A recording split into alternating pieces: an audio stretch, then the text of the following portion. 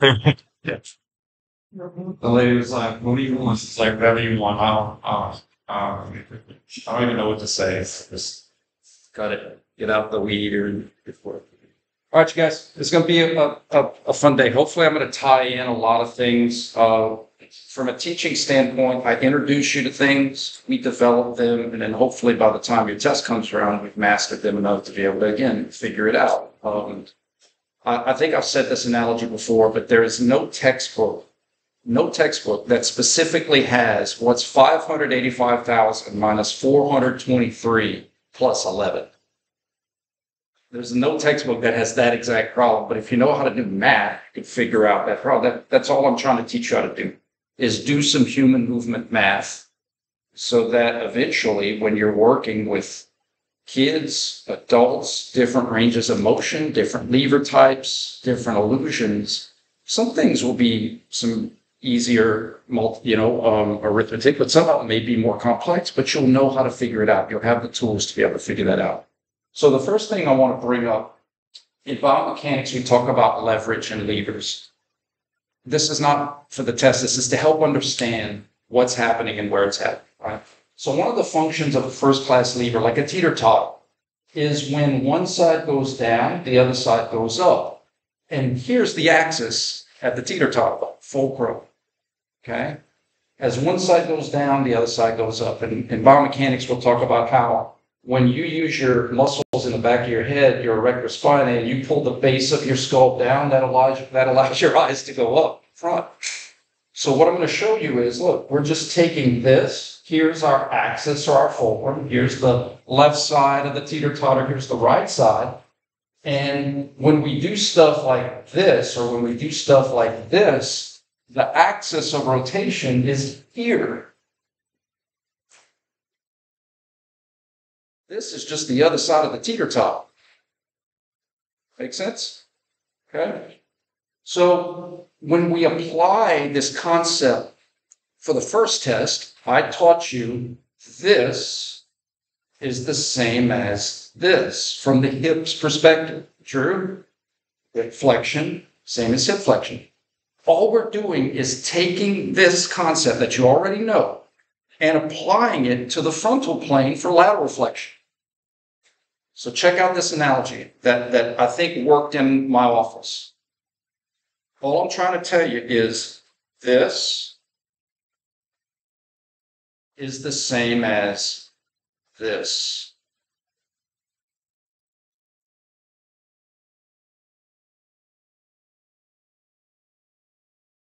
Flexion of the little guy, lateral flexion or abduction of me is the same as flexion of the little guy, lateral flexion, abduction of me. It's the same concept, just in a different plane. This motion is happening here, not necessarily here. Now, what I'm not telling you is I'm not telling you I can't have motion here. But if I have hip motion on my left hip, the hip motion that I have on my left is not going to affect my pelvis. I could abduct. Like, think about it. If Chuck Norris or martial artists, if they're going to kick really, really high, they can't just laterally flex their hip that high. They have to use a teeter-totter effect to get this hip higher by making that end of the teeter-totter go down so that the other end could go up. So you have this and that, and then you can get your head up higher. It's no different than I can get my hand up higher by leaning my trunk. This side goes down so that this side could go up. The same concept. But our brains want to just go to what's moving globally. Our brains want to just, oh, I see leg move. All your attention wants to go to the globally moving piece. And what I'm trying to teach you is, let's not assume, no, this may be moving, but let's look at the teeter-totter. Not just the things that are doing up and down, but where the rotation is occurring about. Is that better? Now let's apply that to transverse. For a transverse plane, what do we know? Flexion looks like it's moving and it is. The same as flexion, it looks like it's not moving, but it is. Let's apply that here. The transverse plane.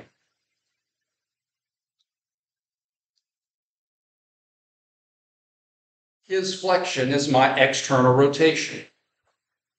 For this analogy, it looks like it's moving, and it is. Good.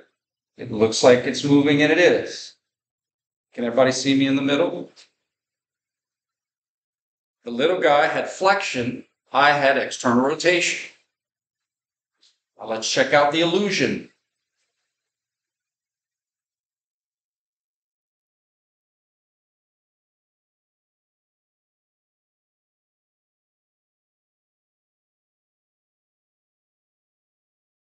The same motion.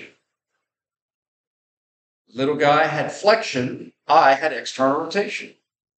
Little guy has flexion. I have external rotation. Let me bend the camera down so that everybody could see my feet. Little guy has flexion. I have external rotation. Little guy has flexion. I have external rotation. It's the same thing, just in a different plane. And that's why I introduce and develop and hopefully master this illusion first of flexion and fetal so that we can apply it to other places, but it's the same concept. Okay?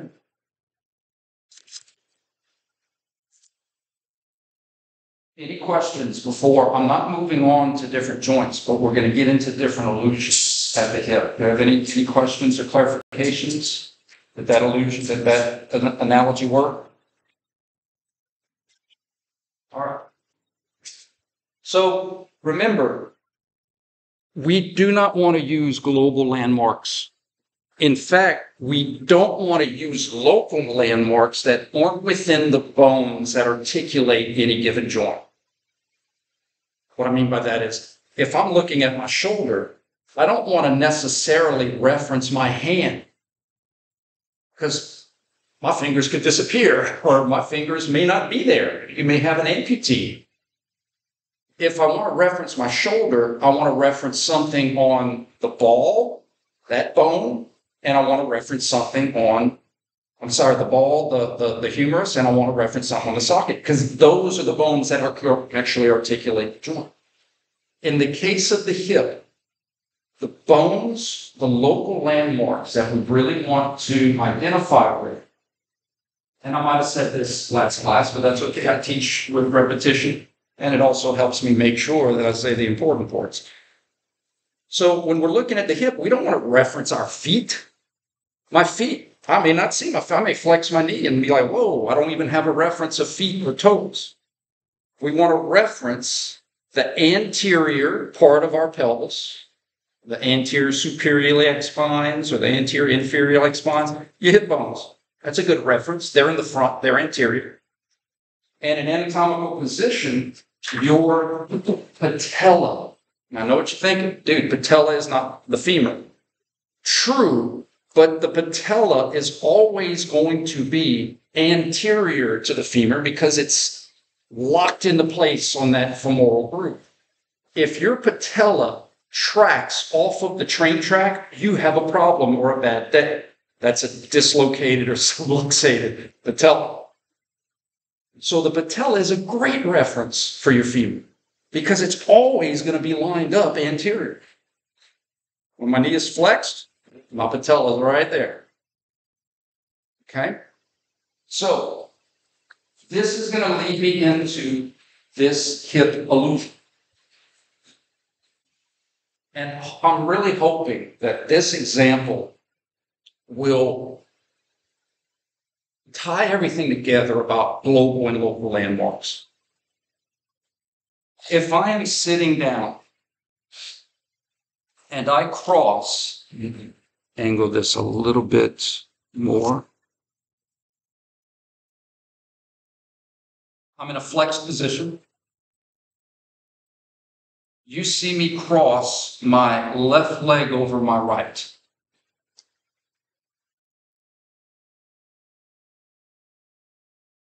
What type of hip rotation? Don't answer it out loud. What type of hip rotation did I have? I don't want you to say, well, you had a little bit more flexion. I'm flexed. I'm saying either internal or external. I just want to have a rotation conversation. Remember, flexion, extension, abduction, internal, external, rotation. I just want to have a rotation conversation. Was it internal or was it external? And what are you justifying as your answer? Like, in other words, I think it's this because, I think it's that because. Give it some thought. If you feel comfortable enough, share your answer with a neighbor. If you're on the same page, great. If you're not, what a great chance to try to give your perspective. 30 seconds, go. I start here. I cross my left leg over my right. Remember, get into the habit. Identify joint and motion. My left hip did what?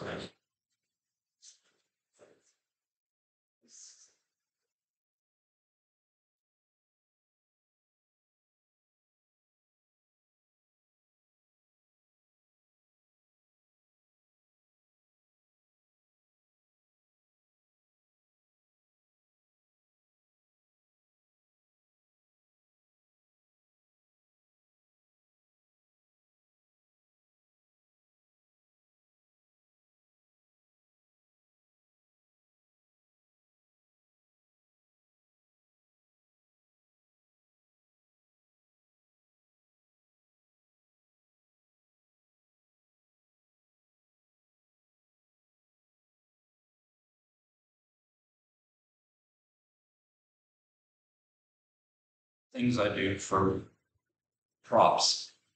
And you don't have to have fancy things like some of those big fancy schools. You just have to have broken lightsabers, Ken dolls. All right, you guys, check this out. Maybe your answer changes if I do this. My hip is flexed. We analyze motion joint by joint. Nothing my hip does or doesn't do is affected by my knee. I can extend my knee and my hip didn't do anything rotation-wise. Does that make any kind of sense? So now that my knee is extended, we understand the difference between internal or medial and external and lateral, right? Flex my knee had nothing to do with my hip. Do we understand the difference between internal and external? Most students will tell me that this is internal rotation, but it is not. The foot came in. Problem is, the foot has nothing to do with my hip. The leg came in. The problem is, my lower leg has nothing to do with my hip. My hip rotated laterally so that my flex knee can come in. I want to do this. One goes up, the other goes down. One goes down, the other goes up. With my knee flexed, now I kind of have a teeter-totter concept. This is external. This is internal. I'm not even going to ask who got it right or not, because I don't care. Not that I don't care. I want us all to get it right on the test. I want everybody to win. Did you use like your tell other weapons and say like since it was outside of your Absolutely. Absolutely. In fact, I love where you're going. That's why I put the landmark where I did. Because it's hard to see kind of the patella in a transverse way, right? So that's why I was trying to be like, look, absolutely. But remember, if we play the patella game, This is how I'd like for you to do it. Not you, maybe you get it. It's for people that are like, I'm still not quite seeing it. That's my job. I'm trying to get everybody to see it in your own unique way. If we play the patella game, what we have to do is think of the patella. There's a little smiley face, zoom in. But remember, it's not about the patella in reference to the femur. Yes, it's the patella in reference to our pelvis. So when we do this, the patella is lateral to the anterior superior iliac spine. When we do this, the patella is medial to the anterior superior iliac spine. All we're doing is we're taking these landmarks that we did for the knee rotation, and we're shifting them up, and we're doing the exact same thing at the hip for bones that reference the hip. I don't want to use a tibia when referencing the hip, because the tibia doesn't make up the hip. Does everybody understand? The reason I give this a lot of thought, guys, because you know what? Because I'm weird. The reason I think it messes with people is because our elbow, when we flex, things go forward, but when our knee flexes, things go back. So if you think about trying to do a better job of repositioning the camera for all of my 17 views. See if I can do this. Check this out. Okay. They're spinning the exact same. Internal medial, external lateral. Now watch this. Flex, flex. Internal medial. External lateral.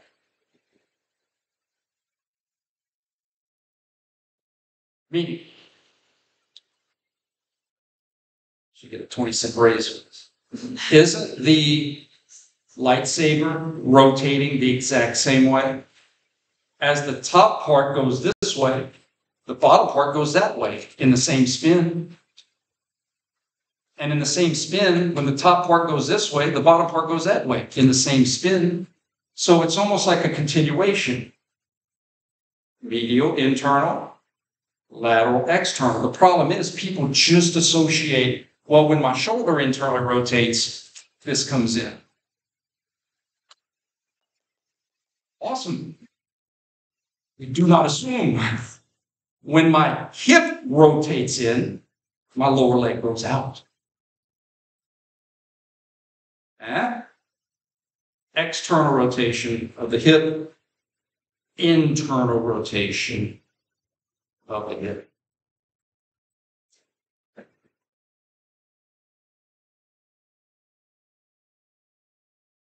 I'm going to ask this question, and it literally will be like this. I'm telling you what's coming. I'm telling you why it is the way it is. I'm giving you evidence and proof. And I make you this promise. If everybody in the class gets this question right, I'll round up your overall grades. But it ain't gonna happen.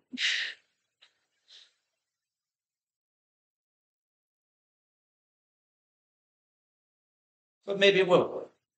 Maybe this will be the first time. There's always hope. Any questions? Okay. Now, what we're going to talk about is a variation of ab and adduction. Okay. Also, I'm going to send everybody during the fall break. I do not expect you guys to do it, but some of you feed me, metaphorically speaking. So I'm going to post past lectures on the pelvic girdle rotation, and we're going to start. Remember last class I said, like, if for the pelvis, because both hip sockets are connected, they're not independent, like our scapula, our shoulder girdles. We can look at how the sockets spin like a basketball. Anterior spin, posterior spin, right, left, transverse. It gets a little freaky, so I'm going to post previous lectures just in case you want to get a head start. What this isn't is here's lectures that I'm just going to assume you know. It's just if you wanted to get a head start on it so that when we do it, it might be easier to kind of develop. All right, let's talk about horizontal ab and adduction. Has anybody ever heard that term before? Horizontal ab and adduction? So in anatomical position, this is a function of ball and sockets that have a lot of movement capabilities. And I'll first start off by giving an analogy. I-10, I use that a lot in class. Right? We have a road, we have a plane, and we have motion in two different directions, I-20, does anybody know what I-20 is? That's in North Louisiana, like goes through Shreveport, and like there's an interstate called I-20. I-20 has the same motion east and west, but it's a whole different road. And in fact, if this is anatomical position for us in Lafayette, we have to travel north in order to get on that road. We have to travel up in order to do something similar. Now, is it the same? No, it's similar. It's east and west, but we're not on I-10, we're on I-20. Okay? Ab and adduction, when you're in anatomical position, 3 planes, about 3 axes, we got 6 possible motions. Ab, add, flex, extend, internal, external, rotate. You always have 3 planes, about 3 axes, 6 motions. But think about this. If I'm abducted, travel north, relative. I cannot flex or extend in this position. Think about it. This isn't flexion and extension. This is internal and external rotation. This is add and abduction. Does that make sense? Okay. If I travel and I'm in a flexed position, from this position, I cannot ab or adduct. I can flex and extend, I can internally and externally rotate, or I can do this, which is similar but not the same as this. So horizontal ab and adduction is a variation of regular ab and adduction. Does it have a different name? Yes, but it's similar. Traveling east on I-20 is similar than traveling east on I-10, but it's in 2 different roads. Think of it like this. If I had,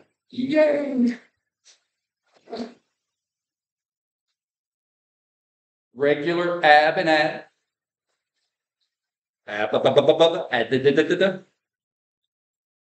horizontal ab and adduction would just be like moving my clock this way.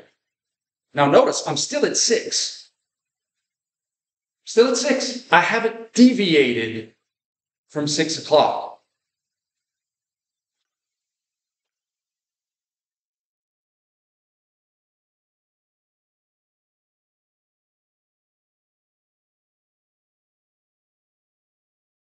Horizontal ab and add. It's a variation of ab and adduction. I'm showing you shoulders, but we can do the same thing in the hips. Horizontal ab, horizontal ab. Let's put it into more context. If you do let's say you do my mom, 2 wrongs don't make a right. One time I made the mistake of saying, yeah, but 3 rights make a left. She was not happy about that comment as a kid. If you make the block, right, you leave bourgeois, take a right, take a right, take a right, then you take a right. You're in the same spot, right?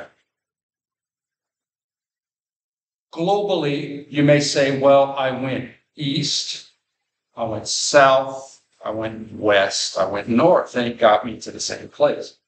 But those are on different roads. So globally, right, it's really east, west. So what I'm trying to show you is that if I start here and I have regular my clock went away from 6 o'clock. And remember the mirror effect. So when I'm looking at the clock in the mirror, it's also at 9. The mirror clock is also at 9. Okay? So I'm at 9. If I do this, this is not the exact same motion as this. And it's important to understand because I'm going to have a little set of muscles that pull me back here than I do across my body. They're not the same. In addition, if I start here and I say this is regular ab and this is regular ad, I'm not in the same place as if I have regular ab and regular ad. I'm not in the same spot.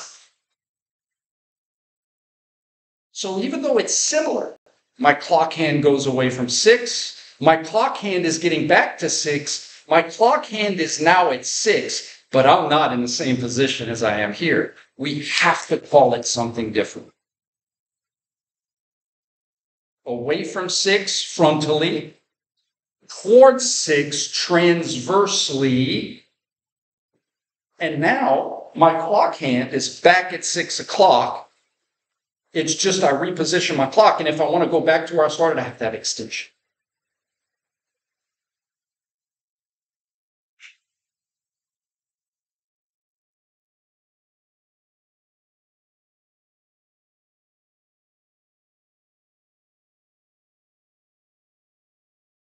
Get it? So horizontal ab and ad follow the exact same rules as regular ab and ad, but we're in the socket's transverse plane and not the socket's frontal plane.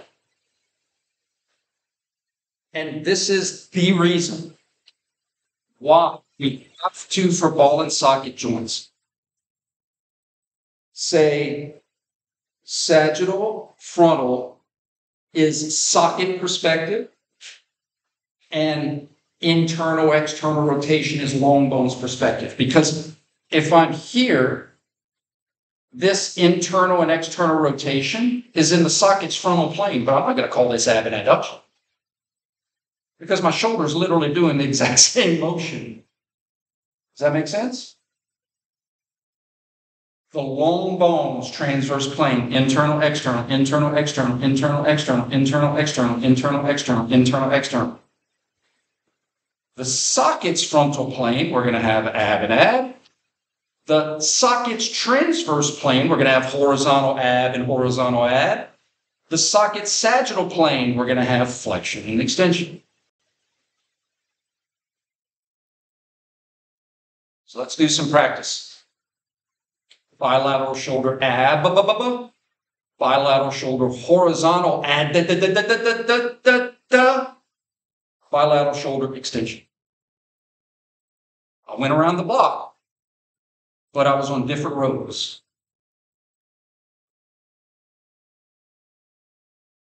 Flexion. Okay, what are my options here? I can internally and externally rotate, that's cool. I can keep flexing or extending, that's cool. But what's my third option? I can't ab and adduct in my shoulder's frontal plane because I'm not in a position to do so. Horizontal ab and ad. Horizontal towards or away from 6 o'clock. Bilateral flexion. Bilateral shoulder horizontal ab. Regular ad. So in other words, from here, think of it like this. I'm at an intersection. And from here, I can go back to 6 o'clock in two different planes. I can go back to 6 o'clock in the frontal, or I could go back to 6 o'clock in the transverse. That's all I'm trying to say. And of course, we're not at shoulder, but it's the same joint. And we'll just apply that to the hips. Anybody ever heard of when you go into the weight room, they have like the hip ab or adductor machine? And a lot of times those machines are in a flexed position. My hips are flexed my shoulders are flexed. Bilateral hip, horizontal ab. Bilateral hip, horizontal ad. This is totally different than this.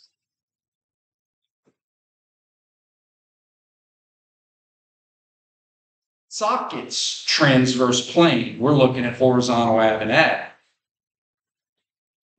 Long bone, femur's transverse plane, we're looking at internal and external rotation.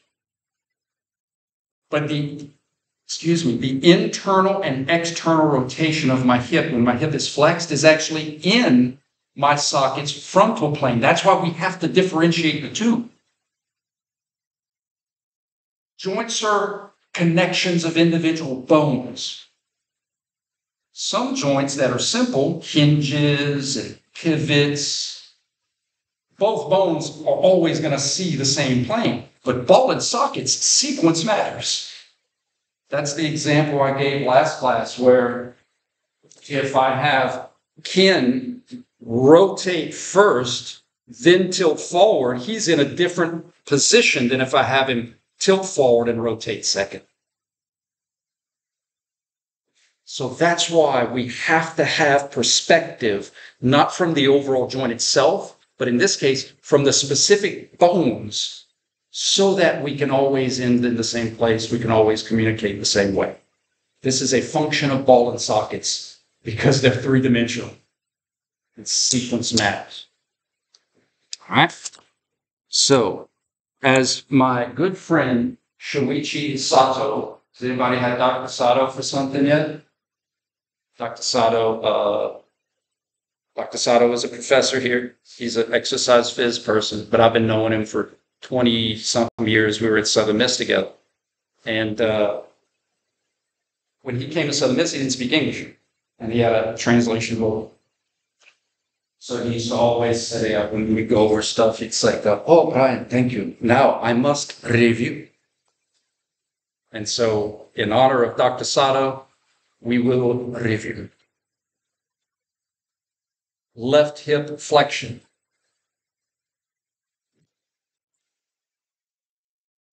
Left hip flexion. Left hip extension. Left hip ab. Notice my teeter-totter didn't. That's how you can tell if you got some teeter-tottering. Your belt line, your pelvis. I'm going to teach you when we do pelvic girdle rotations, like pouring water out the side. Left hip ab. Now, notice this. If my pelvis stays straight and I literally take my left leg off, it's natural that I'm going to fall over. So we instinctively are going to have hip motion here to kind of help keep our center of mass over our base of support.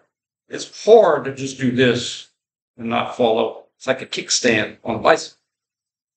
Left hip flexion, left hip extension, left hip ab, left hip ad, left hip external, left hip internal. Left hip flexion, left hip horizontal ab. Now notice this. When I have regular ad, whoa, I'm externally rotated. Okay? That's okay.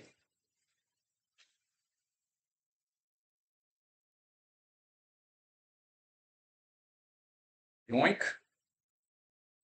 Yoink. Yoink. I'm going to do that again for those of you that didn't see it, and that's okay. Ken's small. When I started, Ken is facing that side of the room.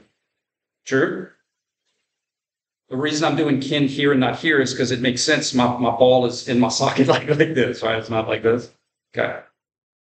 Watch what happens naturally. Flexion. Horizontal ab. Ad. Now Ken's facing you guys.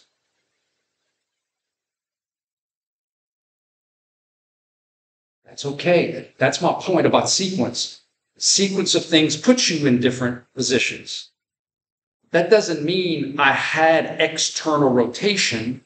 It just means as I have this natural motion of horizontal, that's in the socket's transverse plane. I'm repositioning him so that he may end up being externally rotated with those other motions. You go east, south, west, north, and you end up in the exact same place, but you didn't go the exact same way to get back there. Okay? Flexion, extension. Regular ab, regular add, external, internal, horizontal ab, horizontal add. Think of it like this.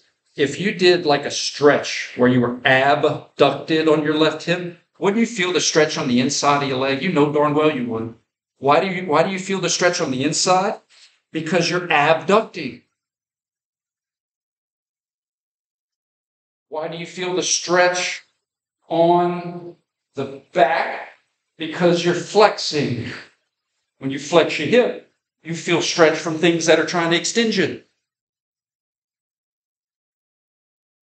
When I abduct my hip, I feel stretch from things that are trying to adduct me. I feel the stretch here. Now I feel the stretch here because I'm abducting my hip. My hip's going out relative to the socket, so I feel the stretch from the inside also. Okay. All right. Bilateral flexion. Let's do some illusions.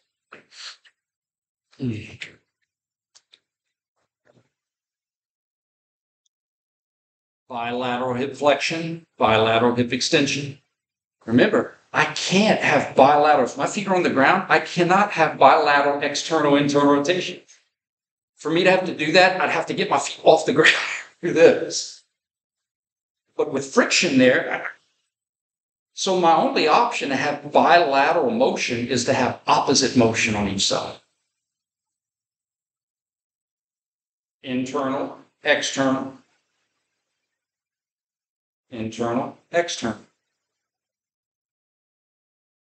Internal, external, internal, external. Any questions about that? Okay. Same thing. I cannot bilaterally ab and adduct unless I'm like on ice. Does that make sense? I can bilaterally move my hips, but I can't have a mirror effect when my feet are on the ground. So my only option is to have adduction of one with abduction of the other.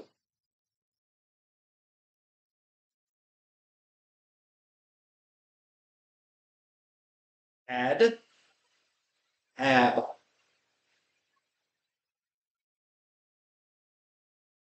Add, ab, ab, add. I feel a stretch on the outside of this hip, and I feel a stretch on the inside of the other hip. Why am I feeling a stretch on the outside? Because my hip is adducted. If you were trying to stretch your abduction forward, so when you want to adduct your hip, you want to bring it in so that you can feel the stretch on the outside. Make sense? Add, ab, ab, ab. Now, I'm making it obvious with my trunk. Human movement is not so obvious. Let's do a fun example. Everybody who's willing and wants to get interactive to try to feel these things, stand up. I'm offering you to stand up if they call you. You do not have to, but I think it'll. All right, you guys, let's do a more functional. Because I understand people are like, dude, when am I going to be like, I get it. So let's say you're waiting in line and you weight shift, you put your weight on your right leg. So your weight bearing on your right leg. And then after a while, that leg's getting tired. So you're going to shift your weight to your left.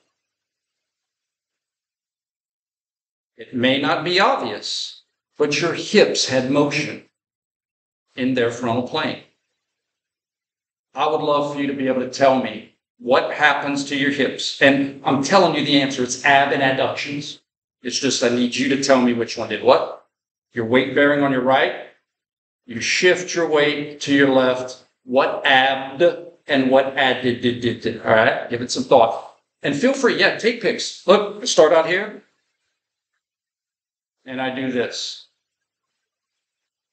Give that some thought. Go.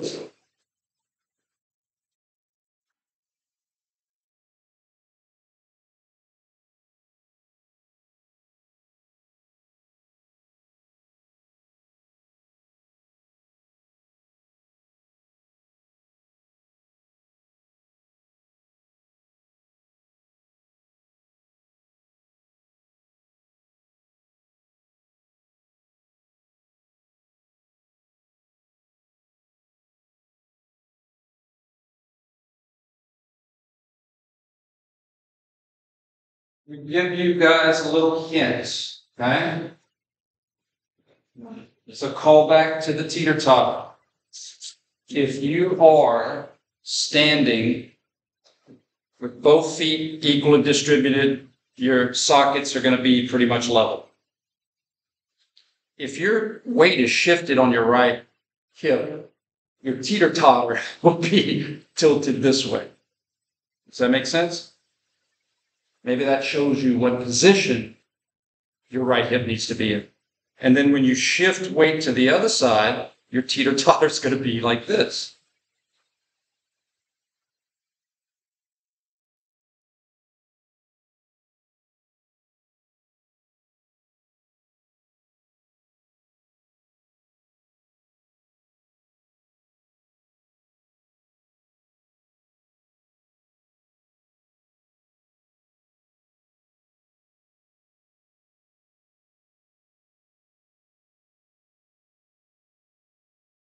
So what was the position? Because I love to do motion with position change. My right hip is adducted when I start. My left hip is abducted when I start. Now my right hip is abducted when I ended. So I had to have right hip abduction when I got there to get there. My left hip goes from being abducted to being adducted. So I had to have left hip adduction. But it's more subtle. It's not as obvious, but that's okay. We didn't start off with subtle. We started off with obvious, and we're working towards subtle.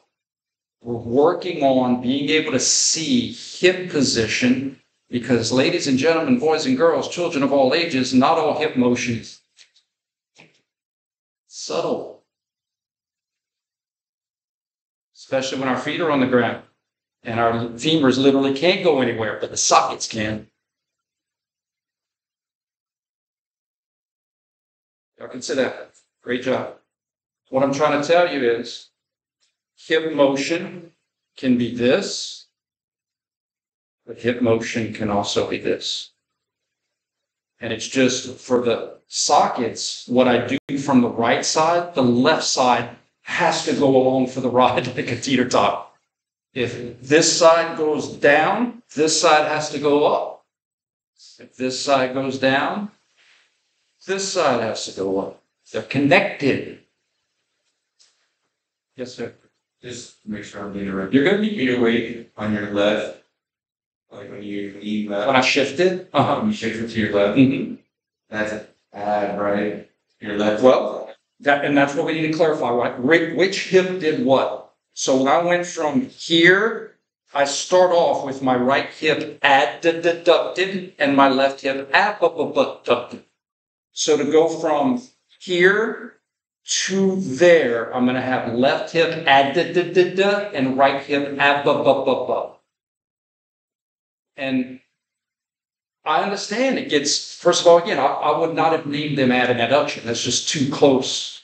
But now we have right hip doing something that sounds similar to left hip doing something. And I'm in an adducted position, but then when I move, I have abduction. Guys, I get it. It's not fair. But that, to me, says that's more why we have to practice this verbiage. If the best way, my father told me this several times. He said, Chad, the best way to learn French, Cajun French, is to be around people that speak it. And so one of our limitations, but knowing limitations is great because you know how to correct it. One of our limitations is the company that we hold may not speak French. The people you hang around may not speak this language. That's okay. Your choice is to get to be around people that speak this language, small study groups, or practice speaking the language. And if you have any questions about translations, that's when you come to me, and then we can speak and we can practice our speech. Does that make sense why sometimes this stuff is hard? When do you ever have, I know for me, I'm not going to go home to my mom and dad and say, hey, let's talk about pelvic girdle rotations and hip position there. What, you want some sausage gumbo? And not, So inherently, we don't have a lot of friends and family to work these things and practice these things. But we have to get into the habit, or else it's going to be super confusing. Remember, guys, on the test, it's not enough for you to tell me I had abduction and adduction. That's not good enough. Because as a teacher who's assessing your knowledge, how do I know you know which one is different? Because they're not always going to do the same. Well, in fact, 2 out of 3 times they're going to be different when my feet are on the ground. Yes, ma'am. So on the test, you would ask about one of the hips, either right or left. Or both. Why not both? Isn't that the answer? Isn't that a mean? Yeah. I could say, I could give a start and I could give a finish. And I might say, what was the motion at the right hip and what was the motion at the left hip? And your answer choices would be right hip ab, left hip add, right hip add, left hip ab, right hip add, and left hip add, right? Bilateral. So, because, and I'm giving you a forewarning, because those things sound so similar, I personally don't like going straight to answer choices. I like to just answer the question and then see which answer choice matches what your instincts or what your intuition or what the tools match. Because again, if you just go straight to the answers like ab, ab. But if you practice the language enough, it's not as confusing. Tricky is just a function of understanding. If I go to Germany and they're speaking German, I'm like, right, y'all got a tricky language. But if I live in Germany for 10 years and I start speaking the language, it's not as tricky. Isn't that amazing how that happens? So just know, just like anything else, guys, you have precedent for this. You have precedent. Anything you've ever started, and you keep practicing, video games, athletics, a new job, you may not realize it first day to second day, first hour to second hour, but you improve. You get better. This class and this stuff is just like any other skill that I know darn well you have gotten better at. It's about practice and improving and speaking the language so that eventually you're in Germany and you're carrying on conversation with everybody because the language isn't tricky to you. Cool? Any other questions? As David Pumpkins from Saturday Night Live. Any questions? It's October, man. We're almost there. Have a good one, guys. Y'all take care. Have a good fall break. I hope this was helpful. And I'm going to post those lectures just in case you want a head start. And even though it's fall break, I'm still on the clock. So if you need me or have any questions, you let me know, okay?